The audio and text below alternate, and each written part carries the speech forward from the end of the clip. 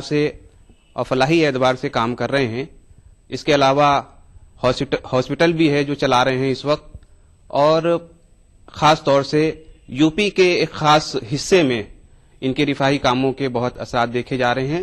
حکومت نے ان کے سماجی کاموں کے اعتراف میں, صنعتی خدمات کے اعتراف میں پدم شری کے ایوارڈ سے بھی ان کو نوازا ہے. ارشاد مرزا صاحب, اس خاص ملاقات میں آپ کا ہم استقبال کرتے ہیں. پہلا سوال آپ سے ہم یہ کریں گے کہ خاص طور سے یو پی کے مسلمانوں میں تعلیمی پسماندگی کچھ بہتر ہوئی ہے, لیکن معاشی طور پر ابھی بھی بدحالی ایک بڑے طبقے میں موجود ہے. اور آپ صنعت سے جڑے رہے ہیں, ایک بڑے صنعتی گھرانے سے آپ کا تعلق ہے. اس کی کیا وجہ ہے کہ معاشی اعتبار سے مسلمان جو ہیں بجائے اس کے کہ وہ ترقی کریں اور نیچے کی طرف وہ جا رہے ہیں؟ اس کی وجہ آپ کیا محسوس کرتے ہیں؟ دیکھیے, اس کی وجہ جو ہے وہ یہ ہے سب سے خاص کہ سب سے پہلے ہمیں سوسائٹی کو تقسیم کرنے کا طریقہ معلوم ہونا چاہیے. ہم کو یہ معلوم ہونا چاہیے کہ ہم کس گریڈ کو کہاں رکھ رہے ہیں. مسلمان ہو چاہے ہندو ہو, چاہے کوئی تو قوم ہو, ہر سوسائٹی میں, ہر قوم میں, ہر مذہب میں 3 خانے ہوتے ہیں. ایک ہوتا ہے جس کو آپ اے گریڈ کہہ سکتے ہیں, جو سب سے بڑے لوگ ہوتے ہیں, جن کا مذہب پیسہ ہوتا ہے. آپ سمجھ گئے میرا مطلب. دوسری قوم وہ ہوتی ہے جو نہ بڑا آدمی ہے نہ چھوٹا آدمی ہے, محنت کر رہا ہے, کما رہا ہے, کھا رہا ہے, گزر کر رہا ہے.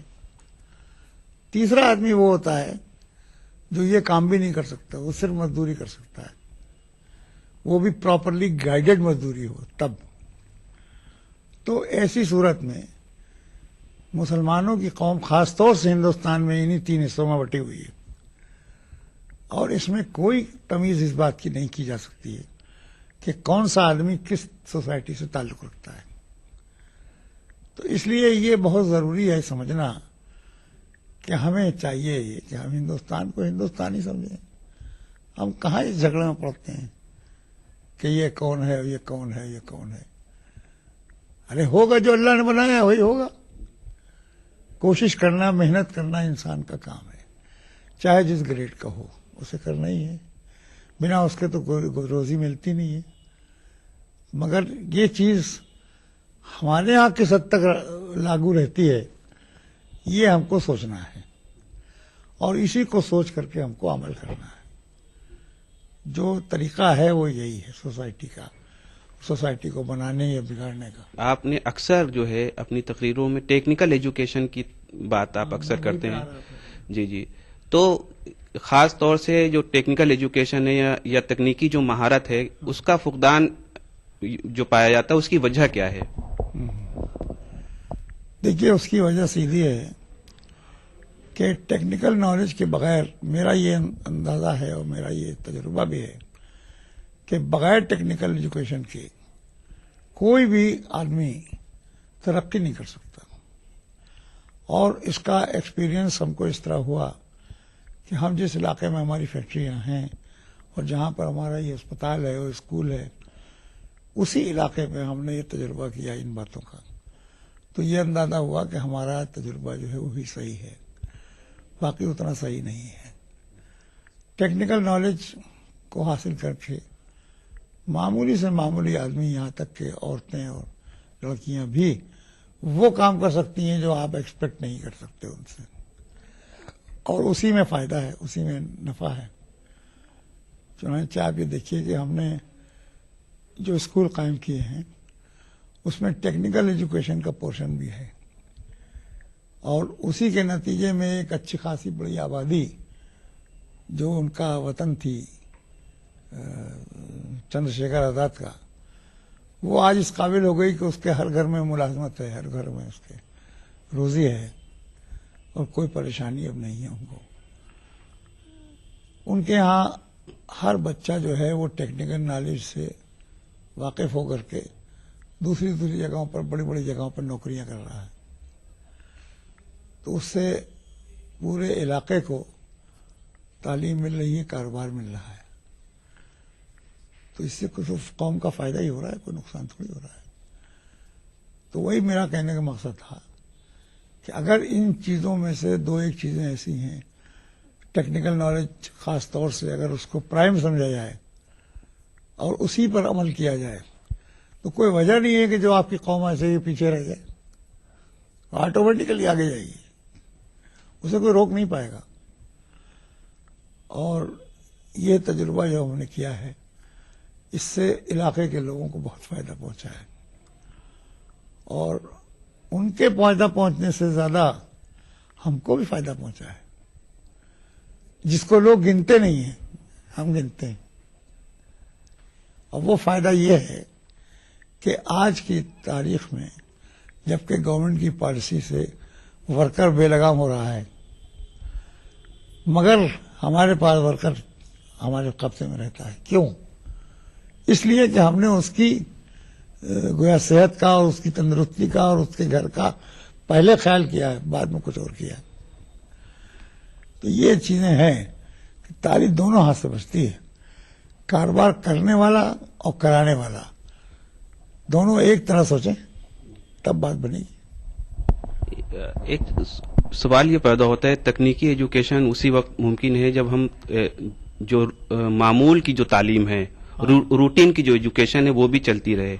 لیکن یہ دیکھا گیا ہے کہ درجہ 8 کے بعد یا ہائی اسکول یا انٹر کے بعد جو ہے ایک بڑی تعداد میں جو ہے وہ تعلیم چھوڑنے والوں کی ایک بڑی تعداد اقلیتی فرقے میں بالخصوص مسلمانوں میں ہے.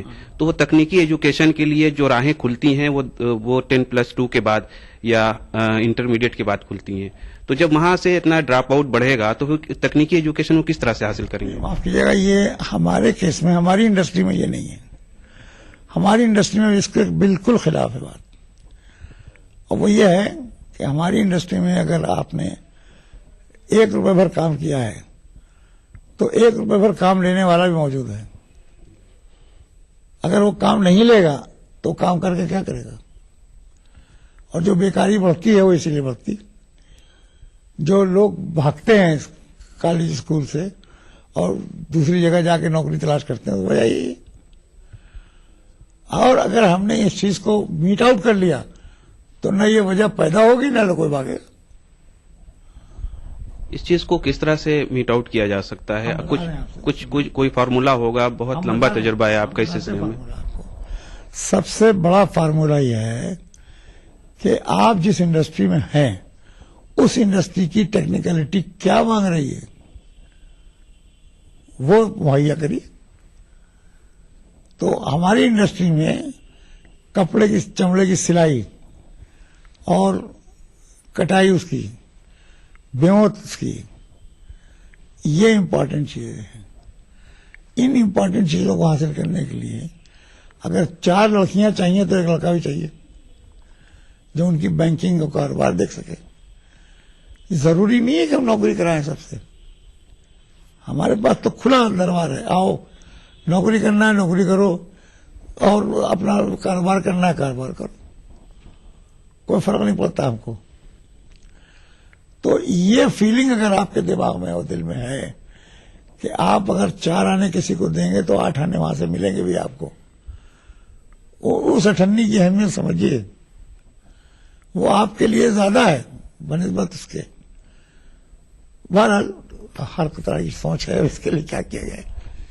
اس میں ایک یہ بھی ہے مرزا صاحب کی اسکلڈ اور نان اسکلڈ لیبر کا معاملہ آتا ہے. ہمارے یہاں نان اسکلڈ لیبر زیادہ ہیں، جس کی وجہ سے انہیں جو ہے روزگار کے حصول کے لیے روزگار حاصل کرنا ایک بہت بڑا مسئلہ ہوتا ہے، اور بے روزگاری کا ریشیو دن بدن جو ہے وہ بڑھتا چلا جا رہا ہے.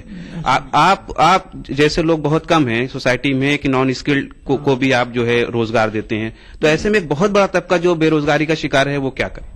ہاں، میں آپ کو بتاتا ہوں بے روزگاری کا شکار ہے تو کیوں ہے. یہ ایک مسئلہ ہے. جب تک آپ بات کو برابر سے نہیں سوچیں گے یہ مسئلہ حل ہوگا نہیں. دیکھیے، یہ بہت ضروری ہے کہ آپ پوری قوم کو ایک درجہ دے کے چلیے. اگر اس میں درجے بازی کریں گے آپ تو بات بنے گی نہیں. اور اگر سب کو ایک درجے سے گریں گے آپ، سب سے صحیح ہوگا. اور اس کا سب سے بڑا قصوروار جو ہے وہ ہمارے سرکار کی وہ پالیسی ہے جس کے تحت بے روزگاری اور روزگار انہوں نے بنایا ہے. جو انہوں نے یہ مقرر کیا ہے نا، یہ جو کیا کہتے ہیں اس کو، نریگا، سب سے بڑی تباہی کا کارن یہ ہے. کیونکہ نریگا لینے والے لوگ کہتے ہیں ارے بھائی مجھے کیا کرنا ہے کام کر کے، میں تو گھر بیٹھے آ رہا، آنے دو. آپ سمجھ رہے ہیں نا. اور اس کا فائدہ کون اٹھا رہا ہے؟ وہ پولیٹیکل لوگ جو انہیں کنٹرول کر رہے ہیں. پردھان یہ جتنے لوگ ہیں نا، یہ سب حرام کی کھا رہے ہیں. تو یہ نہیں ہونا چاہیے. ڈائریکٹ تعلق رکھیے اپنا ورکر سے، ڈائریکٹ بات کیجیے، اس کی مصیبت کو سمجھیے اور اپنی مصیبت اس کو بتائیے، تب برابر سے بنے گی. اور ہم نے یہی دیکھا ہے کہ تجربہ کر کے دیکھا ہے کہ جس جگہ ہم نے ہاتھ ڈالا ہے وہاں اس بات کا پورا خیال رکھا ہے کہ ہاتھ کو ہمارے روکنے والا تو نہیں کوئی. بس یہ ہے. تو صلاحیت کی بنیاد پر کام کی جو بات آپ کر رہے ہیں کہ وہ صلاحیت کی بنیاد پر ہونی چاہیے، اور ہر صلاحیت کے افراد جو ہیں وہ معاشرے میں موجود ہیں.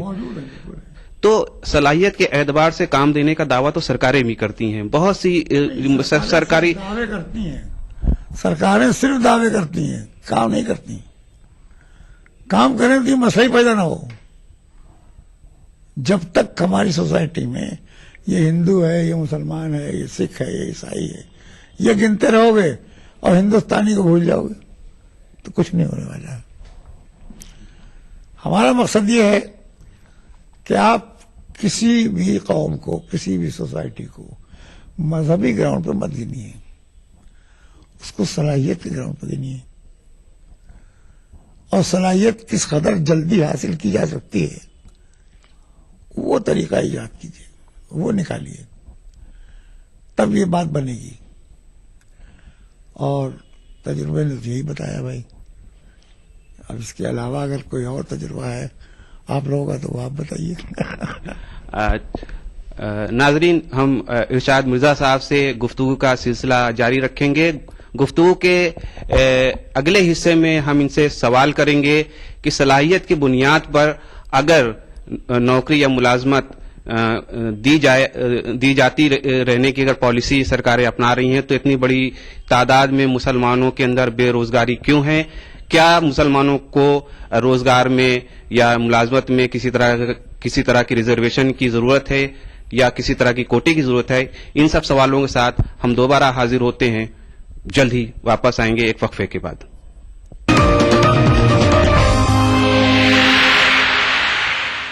سمپل سی بات ہے، کوئی راکٹ سائنس نہیں. دیش یووا ہے. دیش کے 50% سے زیادہ لوگ انڈر 30 ہیں، یووا ہیں. ان کے جو ایکسپیکٹیشنز ہیں، بلیفز ہیں، مائنڈ سیٹ ہے، وہ آبویسلی ایک یووا ہی بہتر سمجھ سکتا ہے، جو لبرل ہو، جو اوپن مائنڈڈ ہو.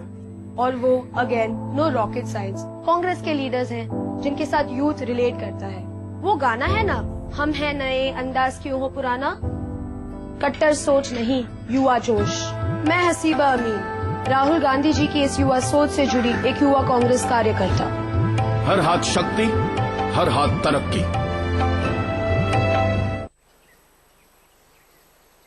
سلام میم صاحب. وعلیکم. تم اتنی جلدی؟ ہاں دیدی. اور یہ کون ہے؟ یہ میری بیٹی ہے سنا. آج اسکول نہیں گئی؟ نہیں دیدی، اب یہ اسکول نہیں جاتی. میری اکیلی کی کمائی سے گھر نہیں چلتا. پڑھائی تو دور کی بات ہے. پر یہ تو 7ویں میں اچھے مارکس لائی تھی. وزارت برائے اقلیتی امور حکومت ہند کی جانب سے اقلیتی طبقے کے وسائل سے عاری اور ہونہار بچوں کو پری میٹرک تعلیم مکمل کرنے کے لیے وظیفہ دیا جاتا ہے تاکہ وہ اپنی پڑھائی مکمل کر کے نئی زندگی کی جانب پہلا قدم رکھیں.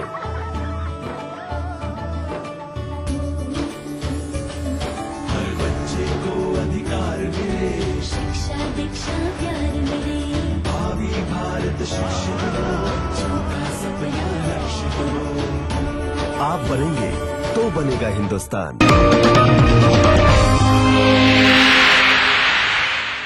ناظرین، وقفے کے بعد ہم پھر حاضر ہیں. آج ہم بات کر رہے ہیں ارشاد مرزا صاحب سے، مشہور صنعت کار، سماجی کارکن اور میڈیکل فیلڈ میں ایک سماجی اور خدمت کا جذبہ پیدا کرنے والے ارشاد مرزا صاحب. ارشاد مرزا صاحب، ہم آپ سے یہ جاننا چاہیں گے کہ آپ صلاحیت کی بنیاد پر کام دینے کی بات کر رہے ہیں، اور ظاہر ہے کوئی بھی سرکار ہو وہ صلاحیت کی بنیاد پر کام دینے کا وعدہ کرتی ہے اور اس کے اپنے منصوبے بھی ہوتے ہیں، لیکن اس کے بعد مسلمانوں کے جو ریزرویشن کی بات ہوتی ہے، ابھی آپ نے کہا کہ اس میں ہندو مسلم نہیں دیکھا جانا چاہیے، لیکن اس کے باوجود بھی وہ مسلمان جو ہے وہ پسماندگی، معاشی پسماندگی کا شکار ہے، اور اس کو جس طرح کا حق ملنا چاہیے اسے وہ نہیں مل پایا ہے. تو کیا یہ ریزرویشن کے ذریعے سے یہ چیز پوری کی جا سکتی ہے؟ جو خلا، جو بیچ میں ایک رکاوٹ ہے، یہ خالی پن ہے، اس کو دور کیا جا سکتا ہے ریزرویشن کے ذریعے سے؟ دیکھیے، اس میں ایک بہت بڑی بات ہے جو کہ عام طور سے جاری ہے سب جگہ، سب کو معلوم ہے یہ بات، اور سب لوگ اس سے واقف ہوتے ہیں، اس کے آگے پیچھے جاتے آتے ہیں، مگر اس کو تسلیم نہیں کرتے. یہ بات غلط ہے. جو حقیقت ہے اسے ماننا چاہیے. لیکن ایک بہت بڑا طبقہ ہے جو ٹیلنٹ ہونے کے باوجود، تعلیم ہونے کے باوجود وہ جو ہے محروم کیا گیا ہے اپنے حق سے. اگر ان حقوق کے حاصل کرنے کے لیے اگر بالکل نہیں ہے صاحب، یہ سب خیال ہے، صرف ایسا کچھ ہے نہیں. آپ کو میں اس کی مثال دیتا ہوں. آپ یہاں سے چلیے لکھنؤ کی طرف، اور راستہ کتنے کلومیٹر کا ہے یہ دیکھ لیجئے، اور راستے میں کتنی انڈسٹری قائم ہو گئی یہ بھی دیکھ لیجئے. اور یہی بات آج سے 50 سال پہلے کہاں تھی ہی نہیں.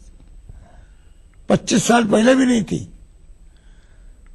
25 سال پہلے آئی ایم دی پرسن جس نے انڈسٹری کو انٹروڈیوس کیا ہے ان گاؤں میں جہاں کام نہیں ہوتا تھا،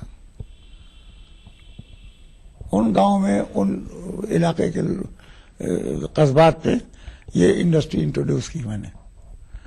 نتیجے کے طور پہ آپ دیکھ لیجئے کہ آج جس علاقے کی پالیسی ہے، شکلا گنج ہے، یہاں سے ایک قریب ہے، شکلا گنج کی آبادی 4 لاکھ تھی، آج 40 لاکھ ہے. کیسے اور کیوں؟ اگر بیکاری تھی تو آبادی کیسے بڑھ گئی؟ وجہ یہ ہے کہ اس وقت یہ ریئلائزیشن نہیں تھا کہ کام کی کیا ویلیو ہے. اس کے بعد دھیرے دھیرے لوگوں کو یہ معلوم ہو گیا کہ اب کام کی یہ ویلیو ہے، لہذا سب بڑھنے لگا کام اسی اسپیڈ سے. اور نتیجے کے طور پہ آپ دیکھ لیجئے کیا کس اسپیڈ سے آبادی بڑھی اور کس اسپیڈ سے انڈسٹری بڑھی. یہاں چمڑے کی صنعت جو ہے بہت مشہور ہے اور ٹرینڈریز بڑی تعداد میں یہاں پر ہے. حکومت کی طرف سے جو سہولیات ملنی چاہیے صنعت کاروں کو، بیشتر صنعت کار یہاں مسلم ہیں، حکومت کی طرف سے جو صنعت کاروں کو جو سہولتیں ملنی چاہیے تھی، کیا اس سے مطمئن ہیں کہ اس طرح کی سہولتیں مل رہی ہیں؟ کوئی سہولت گورنمنٹ کے اکاؤنٹ میں نہیں ہے. گورنمنٹ کے اکاؤنٹ میں تو یہ ہے کہ ہاں صاحب ہم نے یہ پالیسی بنا دی ہے اور یہ کاغذ جاری کر دیا ہے، کب اس کا نمبر آئے گا یہ ہم ذمہ دار نہیں ہے، نہ ہم کچھ کہتے ہیں. تو یہ بات ہے، وہ اس کی اہمیت نہیں دیتے ہیں، اور اہمیت ہوتی ہے پریکٹیکلٹی سے. آپ ٹیلی فون ہاتھ پہ پکڑیں تو اس کی اہمیت ہے، آپ یہ وہاں رکھ دیں کوئی اہمیت نہیں ہے. تو یہ ہے، حقیقت سے ہم لوگ الگ ہٹ کے بات کرتے ہیں، اس لیے ہمیں مشکلات سامنے آتی ہیں. اگر ہم حقیقت بھی لے کے چلیں ساتھ میں تو سب صحیح ہوگا، سب چلے گا. ایک سوال آپ سے یہ بھی ہے کہ سرمایہ کاری کو لے کر کے حکومت بہت سنجیدہ رہی ہے شروع سے، اور اس کا دعویٰ بھی رہا ہے کہ سرمایہ کاری کے لیے جو ہے ایکسپورٹ اور امپورٹ کا جو ہے وہ اس کام کو فروغ دے گی، آگے بڑھائے گی، اور بہت سے اس نے جو ہے سہولتیں بھی دے رکھی ہیں، اور خاص طور سے ٹیکسز وغیرہ میں. کیا اس کا فائدہ یہاں کے چمڑے کے کاروبار کرنے والے جو صنعت کار ہیں ان کو مل رہا ہے؟ نہیں، بالکل نہیں مل رہا، اور ایسی کوئی پالیسی سرکار نے بنائی بھی نہیں. جو پالیسی ہیں وہ سب زبانی ہیں، ان کی کوئی ویلیو نہیں ہے. کیوں؟ دیکھیے، ویلیو جب ہی ہوتی ہے جب پریکٹیکلی اس کو کہہ کوئی آتی ہے. جب پریکٹیکلی کچھ کھا ہی نہیں، کچھ کر ہی نہیں سکتا ہے تو کیا کرے گا؟ اس واسطے یہ ضروری ہے کہ اس تجارت کو ترقی دی جائے جو کہ عام طور سے IIT والے ہیں اور لوگ ہیں کر رہے ہیں. کوشش ہو رہی ہے اس سلسلے میں کہ قوم کے پاس صنعت جو ہے وہ چھوٹی تعداد میں آ جائے تاکہ ہر قوم کا آدمی کر سکے. اور اس کے لیے چھوٹے سرمایہ دار جو ہیں وہ بھی لگے ہیں اور مسلمان سرمایہ دار بھی لگے ہیں. ایک وقفے کے بعد جلد حاضر ہوتے ہیں.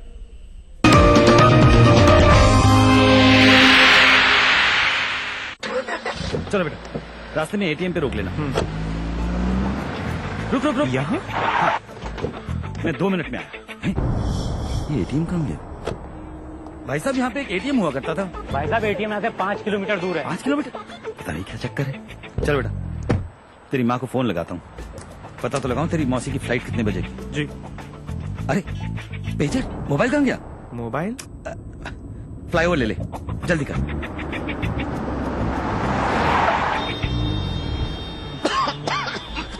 اتنا ٹریفک یہ فلائی اوور کہاں گیا؟ کون سا فلاور پاپا؟ چل میٹرو لیتے.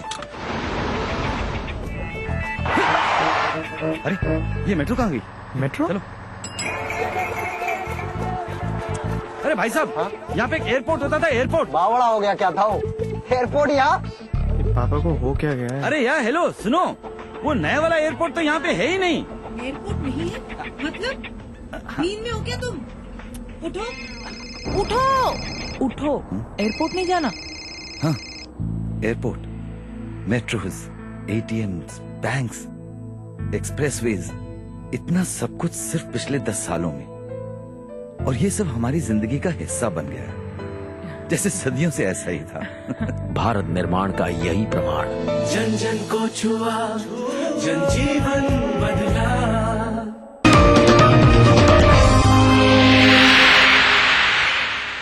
وقفے کے بعد ہم پھر ایک بار حاضر ہیں آپ کے سامنے. ہم بات کر رہے ہیں اس وقت خاص ملاقات میں مشہور صنعت کار ارشاد مرزا صاحب سے. اور ارشاد مرزا صاحب نہ صرف صنعت کے میدان میں بلکہ وہ تعلیم اور میڈیکل کے میدان میں کافی ان کی خدمات رہی ہیں. اسی سلسلے میں ہم بات کر رہے ہیں. ارشاد مرزا صاحب ایک سوال آپ سے ہے مسلم پالیٹکس کو لے کر کے. آپ نے مسلم پالیٹکس کو بہت قریب سے دیکھا ہے. بہت سی پارٹیاں بنی ٹوٹی بکھری چاہے وہ مسلم لیگ رہی ہو مسلم مجلس رہی ہو مسلم مجلس مشاورت رہی ہو مسلم پرسنل بورڈ اور بہت سی تنظیمیں ہیں جو جن کا نام آپ کے ذہن میں اس وقت ہوگا.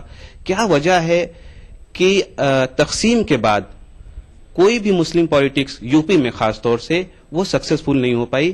کیا مسلم پالیٹکس کی ناکامی جو ہے اب اس کا مقدر بن گئی ہے یا مسلم پالیٹکس یا مسلمانوں کے نام پر کوئی پارٹی اب چلائی نہیں جا سکتی؟ دیکھیے جب تک کوئی بھی پارٹی اگر یہ بیس کر کے چلے گی کہ ہمارا مذہب کیا ہے وہ کبھی کامیاب نہیں ہوگی. اس دنیا میں تو نہیں ہوگی. یہ میرا تجربہ ہے. یہاں جبھی کامیابی آئے گی جب ہم سب کو ایک ہی میدان میں گنیں گے سب بھائیوں کو بھائی مانیں گے تب چلے گا. اور پھر تو ایسا چلے گا کہ کوئی مقابلہ ہمارا کر نہیں پائے گا.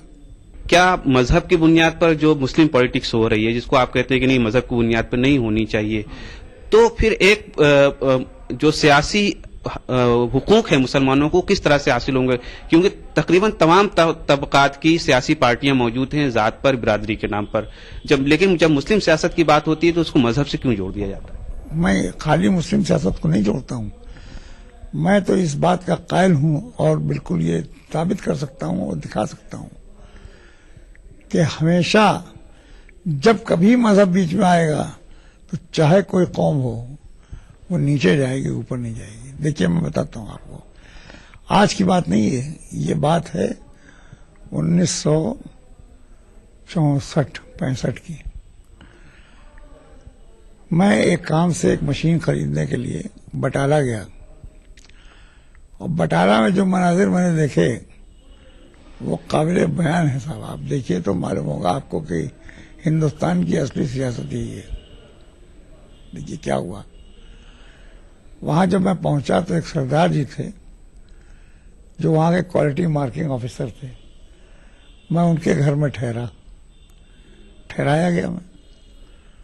उनकी बीवी ने ये साबित कर दिया 1 हफ्ते के अंदर, 4 दिन के अंदर, कि वो किसी बड़े से बड़े मुसलमान घराने की औरत से भी बड़ी है। उसने ये ख्याल किया कि मिर्जा जी मुसलमान हैं, जुमा आ रहा है, इनको नमाज पढ़ना होगी, और हमारे घर में नमाज का कोई जुगाड़ नहीं है। उसने जनाब किया, वो फर्ज करके वहां से अमृतसर गई, और अमृतसर से हमारे लिए जान नमाज लाई, लोटा लाई, समझा आप, 1 बाल्टी लाई।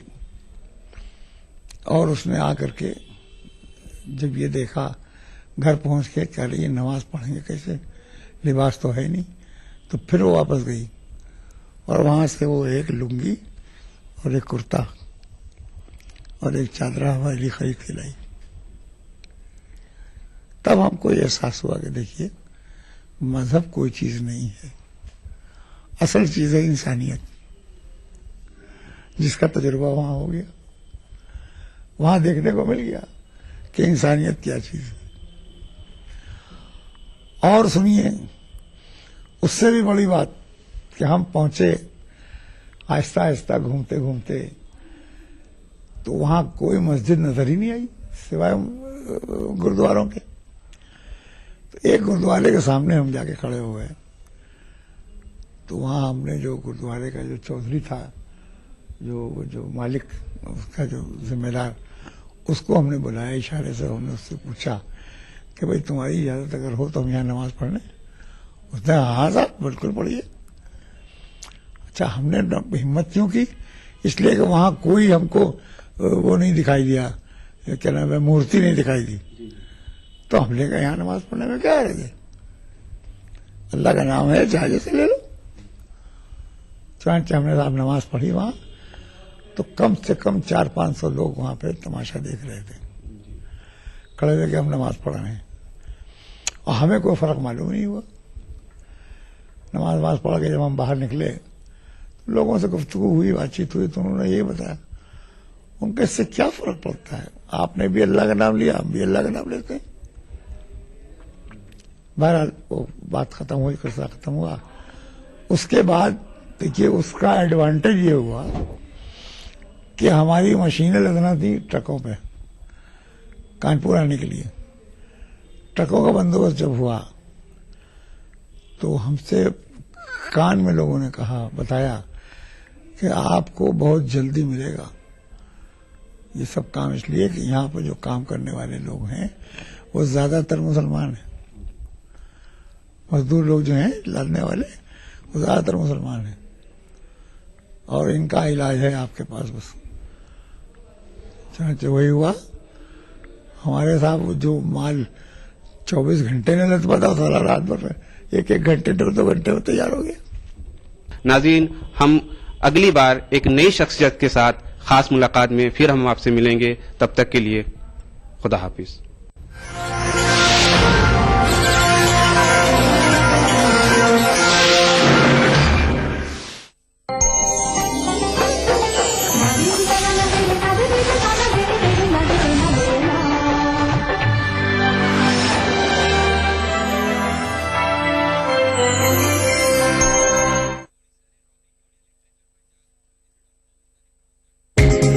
ईटीवी उर्दू पर अगला प्रोग्राम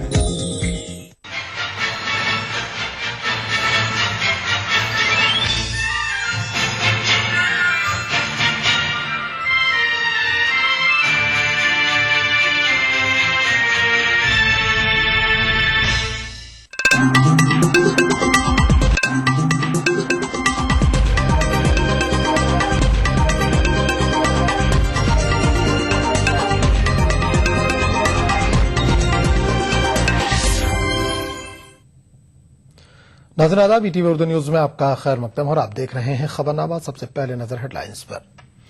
मुल्क मना रहा है जमहूरियत का जश्न। यौम जमहूरिया के मौके पर राजपथ पर फौजी ताकत और सकाफती विरासत का मुजाहरा।